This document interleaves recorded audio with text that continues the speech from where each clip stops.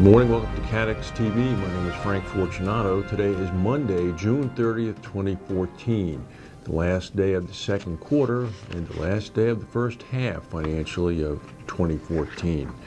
Dave Cash, who was formerly the CEO of Endurance before John Charman came, is now the chairman of the Bermuda Business Development Agency, speaking at a conference on Bermuda, in Bermuda last week, sponsored by Insurance Day. Mr. Cash noted that it was his belief that the so-called soft market for reinsurance property and casualty prices could last for another 5 years.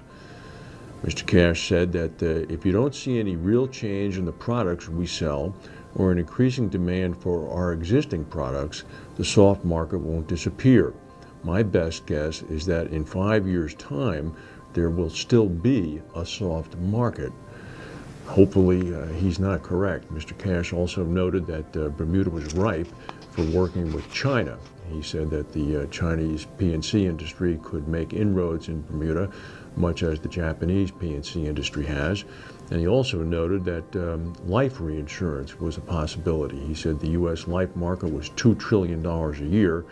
And he pointed out, he said during his speech, it's probably not well known in this room, but the largest reinsurer in Bermuda is a life reinsurer, Athene Life Re Limited, which has about $60 billion in assets on their balance sheet. Mr. Cash also noted that the emerging model of the alternative asset management model for reinsurance is a perfect fit for Bermuda, which is why companies continue to locate there. Meanwhile, back at the ranch between Aspen and Endurance, on Friday, the two companies traded blows. There is a July 25th deadline that Endurance has set for a vote on its proposals by the Aspen shareholders. Endurance wants to acquire Aspen and have now approached the Aspen shareholders directly. On Friday morning, Aspen sent materials directly to all of their shareholders asking for their support in resisting the second unsolicited offer from Endurance. The board has already said no to it.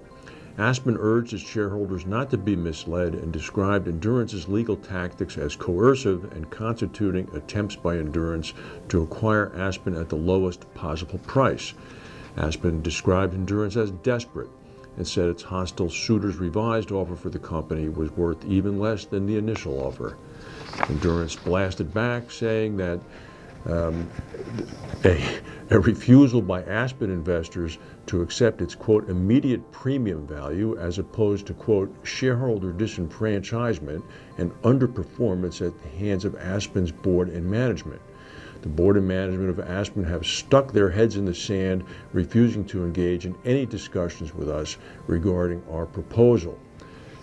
This is going to go on until July 25th, and it's anybody's guess how the Aspen shareholders are going to vote. There was a 5.2 earthquake in Arizona on Saturday night at about 10 p.m. It struck out near the New Mexico border. It was widely felt in the region. There were no reports of any damage or injuries. The quake was felt as far away as Phoenix and El Paso, Texas. Last night, a United Airlines flight from Chicago to California with 101 passengers on board had to make an emergency landing in Wichita, Kansas. The reason was that the emergency chute that people slide down in the case of an evacuation actually deployed in the cabin for some reason. Those emergency chutes are about 60 feet long, and it must have been quite a shock to see that thing pop out down the aisle, hopefully. Police in southern India have detained 5 construction company officials after 2 building collapses killed at least 22 people. This is increasing demands for stronger reforms on building construction codes.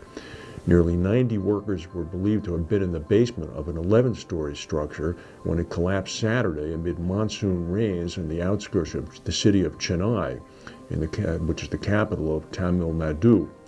Rescuers have found 31 victims so far. They claim to hear soft voices still in the wreckage, but it's widely thought that a number of those 90 are in fact going to be doomed.